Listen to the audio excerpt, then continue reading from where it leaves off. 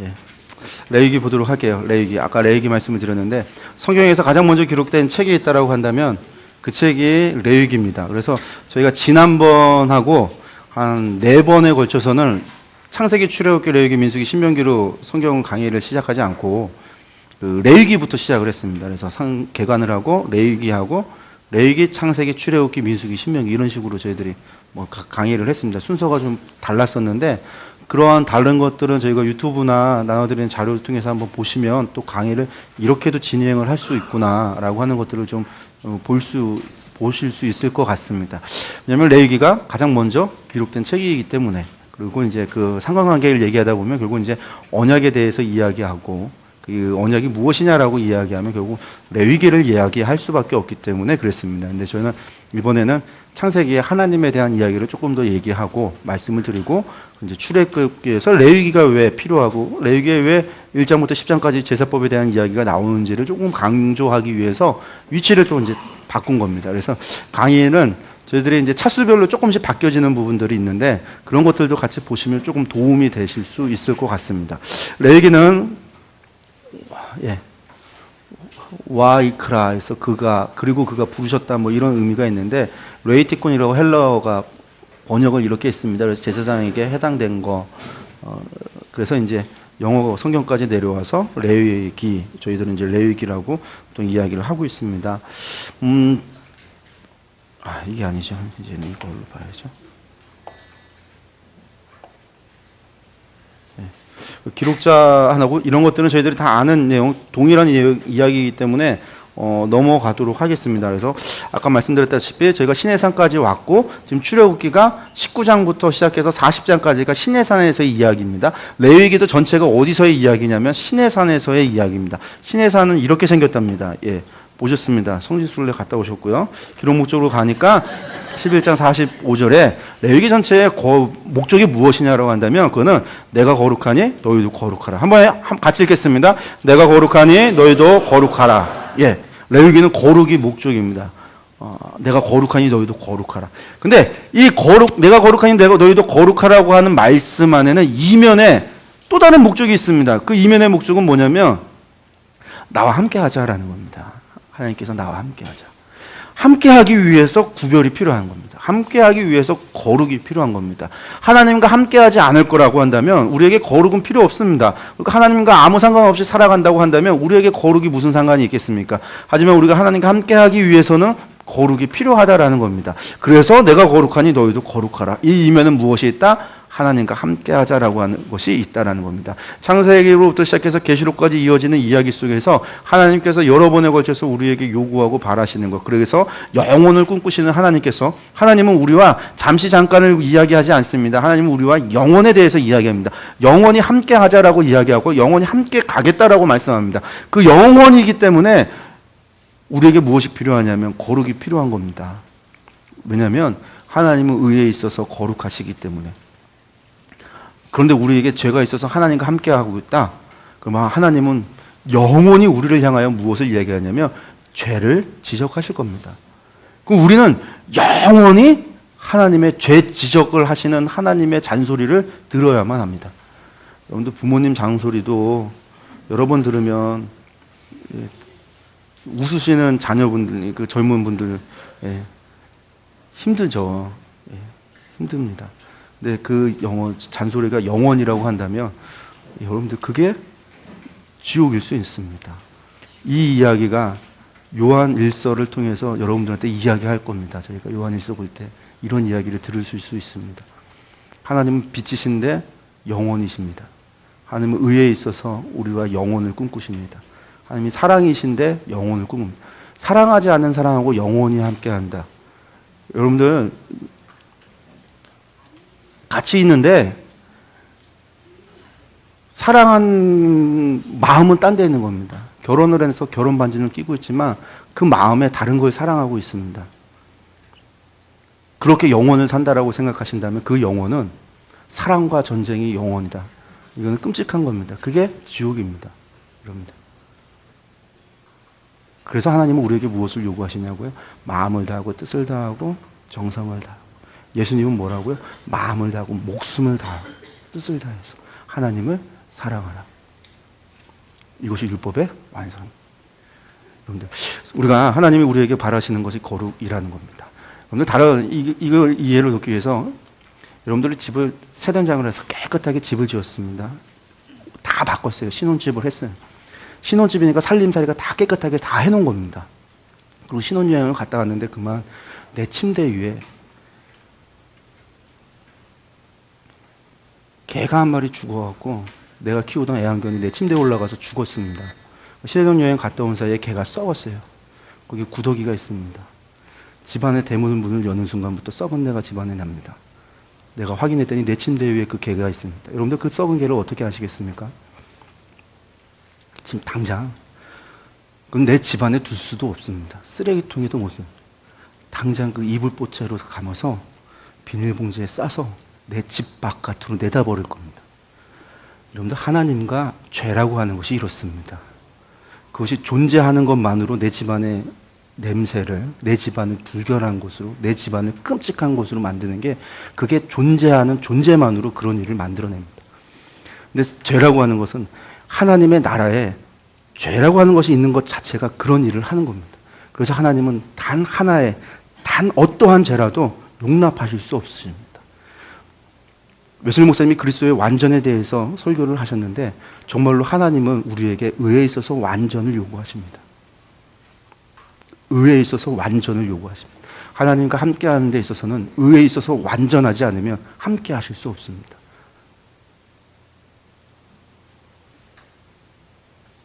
그게 레위기에서 우리에게 요구하는 겁니다. 그게 예수님께서 우리에게 요구하시는 겁니다. 너희의 의가 바리새인들의 의보다 낫지 아니하며. 바리새인들의 의는 당시의 최고의 의입니다. 최고의 의. 우리가 상상할 수 없는 율법을 지키는 그들의 상상할 자신들의 생각에서는 최고의 의였습니다. 하나님은 그거보다, 예수님은 그거보다 더 의롭지 않으면 안 된다라는 겁니다. 레위기가 그걸 요구합니다. 그럼 우리가 어떻게 그 의에 도달할 수 있을까요? 근데 사실은 예수님께서 다 이루신 사건은 그 일을 이루시고자 하시는 그리스도 예수님의 십자가였습니다. 사건이었습니다. 그걸 이루셨다라는 거죠. 근데 레위기가 그것에 대해서 우리에게 이야기하고 있습니다. 그것에 대해서. 그러니까 우리가 그것을 기억을 해야 됩니다. 그러니까 하나님 옆에, 하나님은 뭐라고 이야기하신 거냐면, 우리가 1장부터 레위기를 들어가서 보시면 레위기가 그러니까 여호와께서 회막에서 모세를 부르시고 그에게 말씀하여 이르시되, 성막이 지어지고 하나님의 임재가 있고 나서 모세를 불러서 말씀하기 시작했다라는, 그래서 기록했기 때문에 레위기가 가장 먼저 기록된 책입니다. 그리고 하나님께서 성막이 지어지고 가장 먼저 하셨던 말씀입니다. 그러니까 가장 먼저 하신 말씀이 레위기 1장부터 시작됩니다. 그 1장이 무슨 이야기냐 보니까 제사법이라는 겁니다. 5대 제사, 백성들이 어떻게 하나님을 제사할 건가, 그것이 1장부터 6장 7절까지가 5대 제사가 나옵니다. 그러고 나면 6장 8절부터 7장 38절까지는 제사장이 어떻게 하나님을 예배할 것인가에 대한 5대 제사의 이야기가 나옵니다. 똑같은 5대 제사입니다. 그래서 백성들이 드리는 건 이렇게 하고 제사장들이 이렇게 하라고 해서 방법이 다릅니다. 방법이 다른 게 아니라 똑같은 얘기를 두 번에 걸쳐서 이야기합니다. 그리고 8장과 10장에서는 제사장과 유인과 첫 제사에 대한 이야기들이 나옵니다.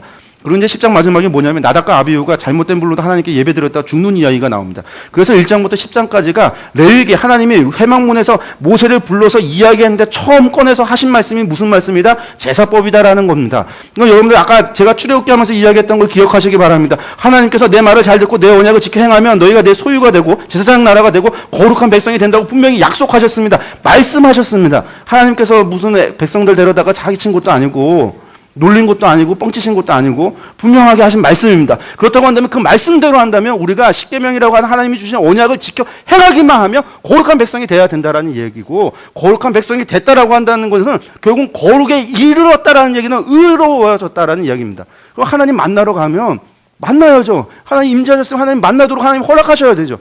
근데 하나님이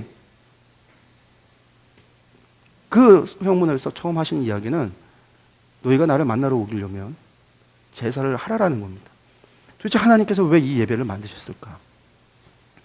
아까 말씀드렸다시피 출애굽기 하면서 하나님께서 율법을 어디까지 적용하시는가 봤더니 단 한 번이라도, 단 한 가지라도 내가 무의식에라도 지은 것, 그것이 죄다라고 이야기했고, 그렇게 죄가 한 가지라도 있다면 제가 아까 말씀드렸다시피 0.00001%의 죄가 있다 할지라도 그것은 의롭지 못하다라고, 하나님의 나라에 참여할 수 없고 하나님 함께 할 수 없는 존재 자체가 하나님과 함께 할 수 없는 존재라고 하는 사실을 이야기했는데 그렇다라고 하는 사실이에요. 그렇다고 한다면 율법이라고 하는 걸 통해서 하나님께 어떻게 의에 이루고 어떻게 소유가 되고 어떻게 제사장 나라가 되고 어떻게 거룩한 백성이 될 수 있다라는 이야기입니다. 하나님은 우리에게 불가능한 것을 내주고 우리로 하여금 그것을 지키라고 얘기했다고 한다면 그것은 하나님이 잘못하신 일입니다. 근데 하나님께서는 그렇게 이야기하시고 나서 제사를 이야기합니다. 예배를 이야기합니다. 누구든지 하나님을 만나러 오면 뭐 해라? 제사를 드려라. 예배를 드려라. 여러분들, 하나님은 우리에게 하나님을 만나러 갈 수 있는 유일한 길을 주셨습니다. 그게 예배라는 겁니다. 그것은 의인이라고 생각하는 죄인이나 스스로 죄인이라 생각하는 죄인이나 할 것 없이 율법을 지킨 자나 지키지 않은 자나 할 것 없이 누구든지 간에 하나님께 나올 때는 예배를 드리라는 얘기. 사실은 예배를 드리기 위해서 필요한 것은 무엇이냐면 제물이 있어야 됩니다. 그 제물이라고 하는 것은 결국은 무엇이냐면 우리가 기본적으로 제사라고 할 때 번제를 드리고 그 5대 제사라고 하는 것이 번제와 소제와 화목제와 속죄제와 속건제입니다. 목적으로 한다면 아침과 저녁마다 드리는 번제도 있고 그리고 소제, 곡식을 태워드리는 번제 이후에 드리는 소제도 있고 그렇고 있지만 목적으로 하면 화목제가 있고 속죄제가 있고 속건제가 있습니다. 그러니까 보통 속죄제라고 하는 목적 하나님께 죄를 회개하는 속죄제가 있고 그 속죄제를 드릴 때 태워서 드리는 번제를 드리기도 하고 극빈자는 소제로 드리기도 하는데 그것이 일단 하나님께 지은 죄에 대해서 회개할 때 그리고 내가 누군가에게 손해를 입혔을 때 드려야 되는 속건제가 있고 그리고 인간과 하나님과 인간 사이의 화목제, 그 사람과 사람 가운데 용서를 통한 화목제라고 하는 것이 있는 건데 그걸 통해서 다 번제를 드립니다. 그 제사라고 하는 것은 기본적으로 속죄제라고 하는 것이 기본으로 전제되어지고 그 제가 아침과 저녁마다 드려지는 제물이라는 거예요. 그러면 거기엔 누가 제사를 드릴 수밖에 없냐면 하나님 앞에 내가 오늘도 범죄해서 죄를 지었으므로 말미암아 내가 하나님 앞에 나를 대신해서 뭐 해야 되는 죽어야 되는 대속의 제물을 가지고 가는 사람만이 하나님 앞에 간다라는 거예요. 근데 누구나 나올 때는 그렇게 하라라는 겁니다. 그 얘기는 성경에서도 의로 인하여 율법을 행함으로 의에 이룰 수 없다라고 하는 것을 하나님이 모르시는 게 아니라 아셨다라는 겁니다. 그래서 누구든지 다 제물 가지고 하나님께 예배를 드리라는 거예요. 하나님께 예배 드리기 원하고 하나님과 함께 하기 원하고 하나님을 만나시기 원하는 모든 사람은 제사를 통해서 예배를 통해서 하나님께 나오라라고 얘기했다라는 겁니다. 그러니까 구약에서도 하나님을 만날 수 있는 유일한 길은 하나님께 받아들여질 수 있는 유일한 길은 제사밖에 없었습니다. 그래서 하나님이 출애굽기에서도 하나님께서 우리가 그러니까 거룩해질 수 있는 것은 제단을 통해서만 이루어질 수 있는 일이다라고 이야기하고 있습니다. 제단을 통해서 예배를 통해서만 하나님 앞에 거룩해질 수 있다는 얘기입니다. 그러니까 언약을 지킨 사람이나 지키지 않은 사람. 그럼 한번 묻겠습니다. 왜 거룩해질 수 있을까? 예배를 통해서. 그러니까 우리가 죄인인 우리가 하나님 앞에 나아가면 사실상 우리는 죄인이라 하나님을 배우면 모두가 죽어야 되는 것이 원래 맞는 말이지만 하나님이 죄인들에게 유일하게 하나님께 나아올 수 있는 유일한 길을 주셨는데 그게 예배라는 것이죠. 그 예배를 왜 주셨는가? 만나주시고 우리를 구원하시겠다라는 거예요. 그때 나아가는 게 제물입니다. 그래서 피 흘림이 없으면 생명이 피에 있나니 피 흘림이 없으면 제사함이 없다라는 이야기가 나오지만 여러분들 그러면 그 피가 능력이 있는 겁니까? 어린 양의 피가 능력이 있어서 순양의 피가 능력이 있어서 비둘기가 뭔가 아주 희귀한 거라서 우리가 드리는 곡식이 아주 성스러운 거라서 능력이 있는 거냐? 그렇지 않다라는 겁니다. 그거는 하나님이 그것을 받으시겠다라고 하는 뭐가 있어서 하나님의 약속이 있어서 맞습니다. 하나님의 말씀이 있어서요. 그러니까 그것을 믿는 사람이 드리는 예배는 하나님 뭐 하시겠다? 그 사람과 그의 예배를 받으신다. 그 사람과 그의 예배를 받으신다라는 겁니다. 그것이 없이 드리는 예배는요. 그것이 신약에서 이야기하는 율법주의라는 거예요. 믿음이 없어서 드리는 예배. 하나님과 아무 상관없이 율법이 나와 있는 이야기 이거대로 행하면 내가 구원을 받는다라고 하는 하나님을 향한 신앙과 믿음 없이 드려지는 것. 그래서 신약에서는 예배를 가리켜서 무엇을 영과 진리로 드리는 것이 참된 예배다라고 이야기해요.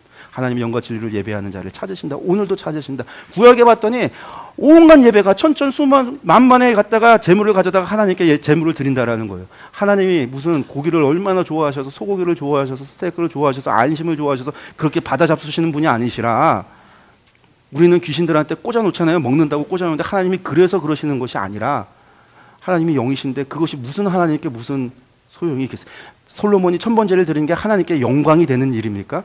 그것이 영광이 되는 일이 아닌 거죠. 무엇이 있어서 피조물이 하나님께 영광을 더하거나 뺄 수가 있겠습니까? 아사왕은 7,700번제를 드렸습니다. 다윗 왕은 3,000번제 드렸습니다. 솔로몬은 성전 낙성식에 셀 수도 없이 만큼 드렸다고 나왔어요. 7,700제도 샜는데 셀 수 없을 만큼 드렸다. 얼마나 많이 드렸는지 모른다라는 얘기입니다. 그렇게 드려도 그것이 하나님께 영광이 되는 것이 아닙니다. 믿음으로 드리지 않으면, 그러니까 구약의 사람들이 하나님께서 믿음 없이 드린 거에 대해서 하나님께서 이제부터 말씀하십니다. 이후의 예언서를 보면 그 모든 예배에 대해서 너희들의 죄가 소돔과 고모라보다 심하다. 그것이 이사야서 1장에서 나오는 우시아 시대 때 하나님께의 평가입니다. 이스라엘 사람들을 향한 평가. 너희들이 날마다 번제를 드리고 월삭을 지키고 절기를 지키고 하나님을 예배하지만 그것이 너희가 와서 땅만 밟고 갈 뿐이다. 너희의 죄가 소돔과 고모라보다 크다라고 이야기하는 게 우시아 시대 때 이야기입니다. 우시아 시대는 8세기입니다. 앞으로 몇 년이 남았냐면 200년 가까이가 남았습니다. 예루살렘 멸망하려면 그때부터 타락할 가기를. 나중에 예루살렘이 언제 멸망하냐면 예루살렘 안에 의인 한 명이 없어질 때, 한 명도 없어질 때 하나님이 예레미야에게 찾아보라고 합니다. 너희가 나와서 예루살렘 성문을 돌아서 의인 한 명만 찾으면 내가 멸망치 않겠다. 그 한 명은 못 찾습니다. 그 지경까지 하나님이 참고 참으셨다가 결국은 심판을 당하십니다. 여러분들, 예배는 믿음 없이 드리는 예배는 예배가 아닙니다. 하나님께 나오는 거. 구약이 율법으로 구원받는다? 이것은 헛소리입니다. 성경을 잘못 봐서 그렇습니다. 성경을 들어가서 보시면 율법으로 드린다, 그 율법에 뭐가 있기 때문에 그들이 왜 어린 양을 가지고 가고 왜 순양을 가져가고 왜 소를 잡고 왜 비둘기를 잡고 왜 곡식을 갖다가 가져가서 그들이 아침마다 저녁마다 번제를 드리고 왜 주일마다 안식일을 지키고 그들이 왜 월삭을 지키고 절기를 지키는가? 그들이 왜 그것을 하는 거예요? 왜 그 율법을 지키냐라는 거예요. 그것은 그들이 하나님의 말씀을 믿을 때 그것이 그들에게 있어서 그것이 구원의 능력이 되는 겁니다. 그 예배가 그들에게 있어서 죄사함이 되는 것은 그들이 하나님의 말씀의 확신을 가지고 하나님을 신뢰할 수 있는 분으로 알아서 그들이 그의 하나님의 말씀을 믿고 그리고 그 말씀을 의지하고 나는 괴수 중에 괴수라, 나는 죄인이라, 그렇지만 이 말씀 의지하고 내가 하나님께 나아갈 때 하나님이 그것을 받으시고 그 예배를 받으시고 그의 죄를 용서해 주셨다라는 거예요. 그렇다고 한다면 이 이야기 전체에 뭐가 있냐면 그들의 행위가 있는 게 아니라 행위를 가능케 하는 그들의 믿음이 존재할 때 그것이 예배라는 거죠. 레위기도 믿음입니다. 믿음 없이는 이루어질 수 없는 이야기예요. 믿음 없는 모든 형식적인 것이, 그래서 율법주의를.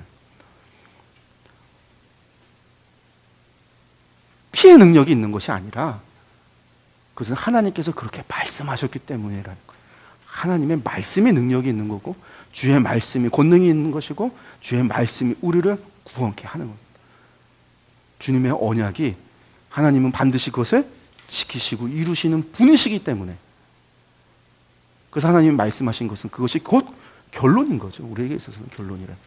그것이 하나님이 우리에게 주셨던 예배라고 하는 겁니다. 그래서 제사법을 통해서 1장부터 10장까지 이어지는 제사를 통해서 5대 제사를 통해서 번제와 소제와 화목제와 속죄제와 속건제를 통해서 그것을 통해서 하나님께 나아올 수 있는 방법을 얻었습니다. 죄인이 하나님께, 거룩하신 하나님께 유일한, 하나님께 나아갈 수 있는 유일한 길은 다른 것이 아니라 예배를 통해서, 오늘날로 얘기해서 예배를 통해서만이 하나님을 만날 수 있고 하나님께 나아갈 수 있다는 것.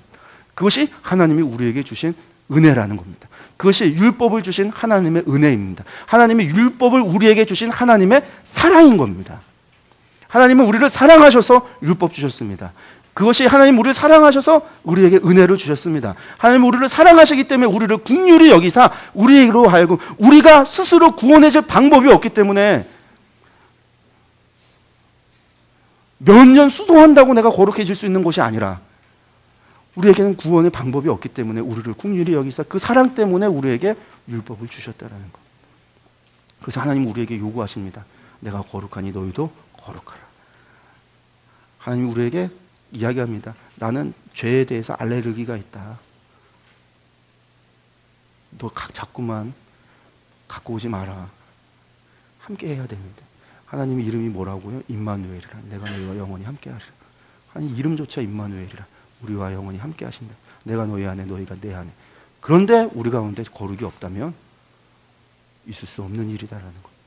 그래서 제사법이라고 하는 것이 1장부터 10장까지 이어집니다. 그리고 정결법이라고 하는 것이 11장부터 17장까지 있습니다. 그래서 11장부터 17장까지의 정결법이라고 하는 것은 결국 하나님과 하나님께 대한 그러니까 제사법과 정결법이라고 하는 것은 인간이 하나님께 나아가기 위해서 필요한 것들입니다.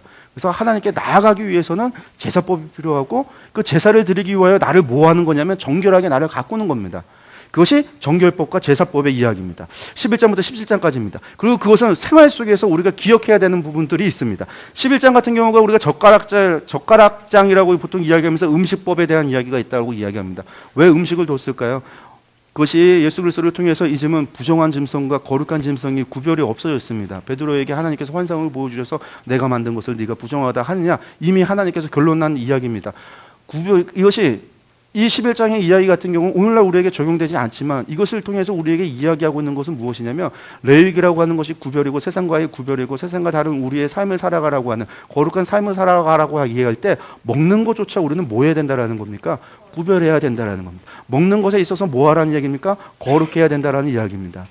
피를 가까이 하지 마라. 뭐 이런 이제 백성의 정언과 부정에 대한 이야기들이 나오고 속죄에 대한 이야기가 나오는데 이 모든 것이 우리에 대한 정결에 대한 이야기. 우리의 삶에 있어서 내가 하나님의 백성으로 살아가기 위해서 나를 깨끗이 하고 내가 하나님과 동행 동거하기 위해서 나를 다루어야 되는. 그러니까 예배법과 정결법이라고 하는 것은 하나님께 나아가기 필요한 법이다라고 우리가 기억을 하시면 좋겠고요. 성결법이라고 하는 것은 보시면 성결법이라고 하는 게 생활의 규례가 있습니다.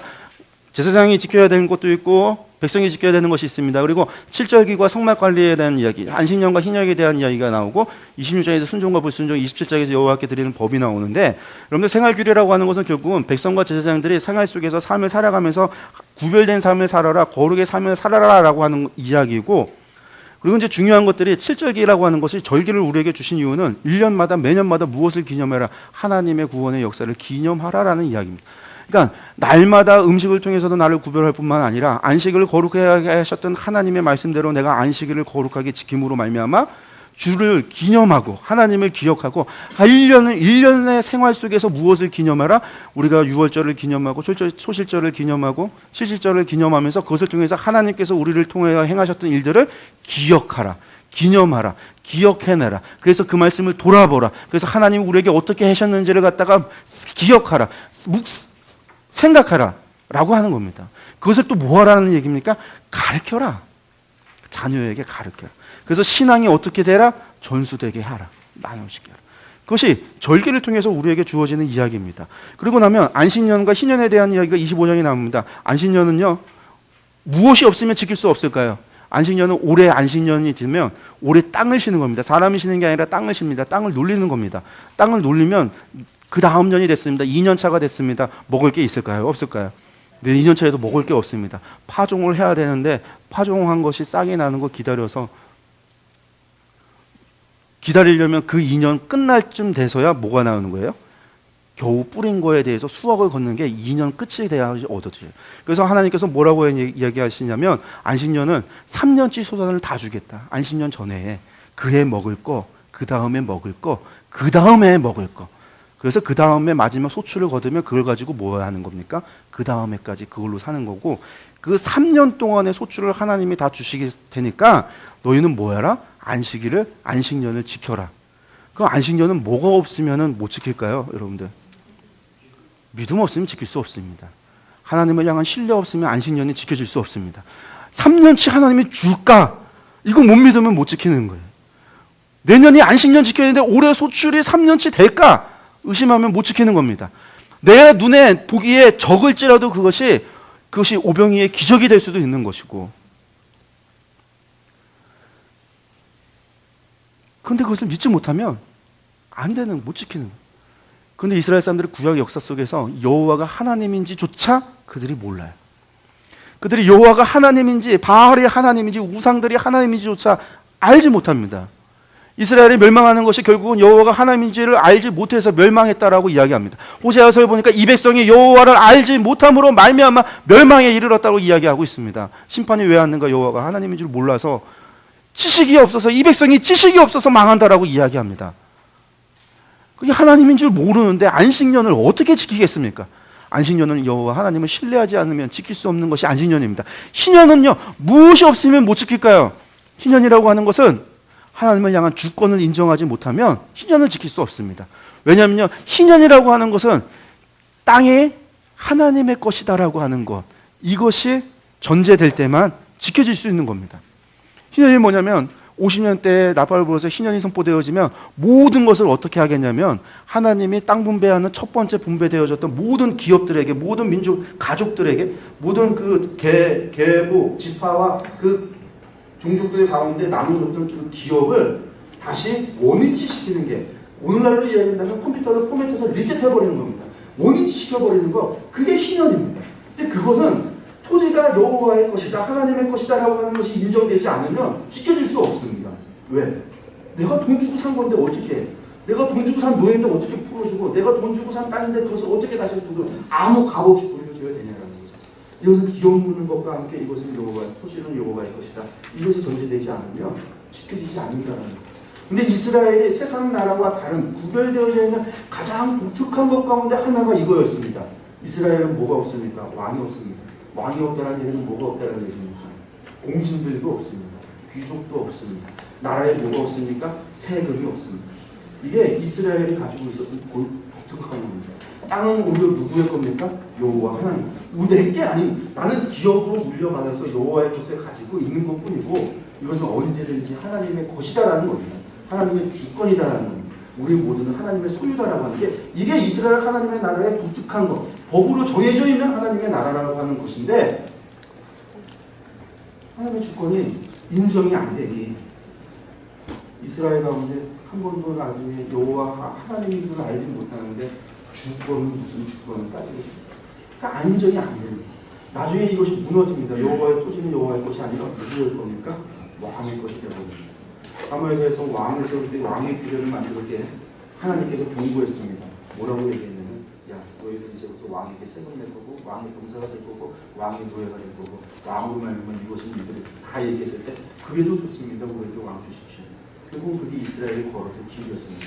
북이스라엘이 왜 빨리 멸망하게 되어집니까? 타락하게 되어집니까? 나라가 여러 번 바뀔 때 수많은 공신들이 새로운 왕조가 만들어질 때, 여러 번 왕조가 만들고 바하사 왕조가 만들어지고 우므리 왕조가 생기고 예후 왕조가 생길 때마다 나라를 세우는 건국 공신들이 생기니까 토지를 다 뺏어서 공신들에게 나눠지면서 토지 사유화가 돼서 여러 번 2세 때 만들어지는 아모스서에서 나오는 그 예언의 이야기는 결국 그 일들로 일어난 국가적인 타락이었습니다.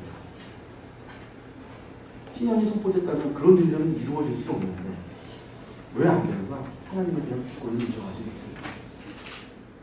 마지막에 11조가 나오죠. 여러분들 11조도 무엇에 대한 얘기입니까? 마지막에 여호와 하나님의 주권에 대한 얘기입니다. 다 하나님의 것인데 여러분들 11일만 하나님의 것이겠습니까? 아니요. 10의 10이 다 하나님의 것입니다. 내가 하나님의 것입니다. 나 존재 자체가 하나님의 것입니다.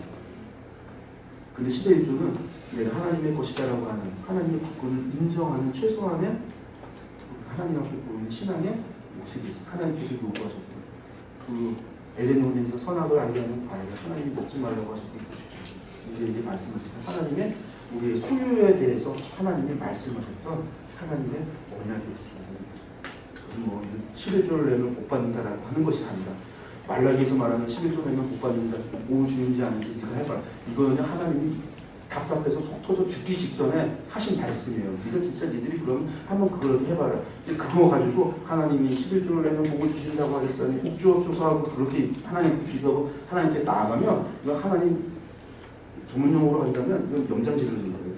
물론 구체질 하는 거고. 말라기 가서 보겠어요. 어쨌든 11조의 얘기고, 그리고 나서 26장에 결국은 사실은 율법의 모든 이야기를 하고 26장에 이 율법을 가져서 결론에 대한 이야기입니다.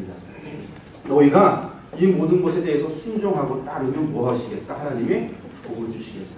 그런데 너희가 이것을 순종을 하지 아니하고 너희가 이것에 대해서 불순종하면 뭐 하겠다? 하나님께서 벌을 내리시겠다. 몇 배? 7배, 7배, 7배, 7배, 7배의 복을 내리시겠다. 그러고 나면 어떻게 되냐고요? 이 사람들이 전부 다 포로로 잡혀가게 되고 땅 안식을 얻게 되고, 그리고 나서 나중에 너희가 다시 돌아오게 될 것이다. 이스라엘의 멸망까지도 하나님께서 예언하셨던 말씀입니다. 7배, 7배, 7배. 옆에 민족도 이방 민족들이 와서 약탈을 해가고요, 사람들에 의해서 침략을 당하고요, 그리고 가뭄이 오고요, 그런 일들이 반복적으로 일어나는데 그것이 7배가, 그리고 7배가, 그리고 7배가, 7배가. 나중에 언제까지 먹을 것이 없어지니까 지 자식을, 네 배에서 나는 네 자식을 잡아먹는 일들이 하는 일들이 이루어져요. 역사 가운데 어떻게 일어났습니까? 북이스라엘은 사마리아, 아람이 쳐들어왔을 때 사마리아에서 그런 일들이 일어났습니다. 이스라엘은 언제 일어났습니까? 예루살렘에서는 586년에 멸망하기 직전에 예루살렘 성전에서 이루어졌습니다. 이제 예레미야 에가에서 기록되고 있습니다. 그 말씀이 그대로 이루어집니다. 나중에 이 레위기 26장의 이야기를 신명기서에서 모세가 설명하면서 해석하는 것이 있습니다. 거기에서는 해석의 방법의 강도가 초점이 조금 뭐에 초점이 맞춰져 있냐면 아직 심판이 오지 않았기 때문에 너희들 이거 하면 죄지면 하나님이 반드시 심판한다. 이제 하나님께 죄를 회개하면 하나님 돌아오게 하신다. 그러니까 이 약속 꼭 지켜. 이 약속 꼭 기억해. 그래서 약속이 강조되는 게 신명기예요. 역대기에서는 지나고 났더니 하나님 말씀대로 된 겁니다. 700에서 기사절까지 잡아가고 그리고 결국 예루살렘이 멸망하고 그리고 결국은 그 약속대로 땅에 안식을 얻고 70년 만에 돌아오는 그 모든 경험을 하고 나서 봤더니 하나님은 참으로 성실하시다. 하나님 말씀하신 대로 반드시 이루신다.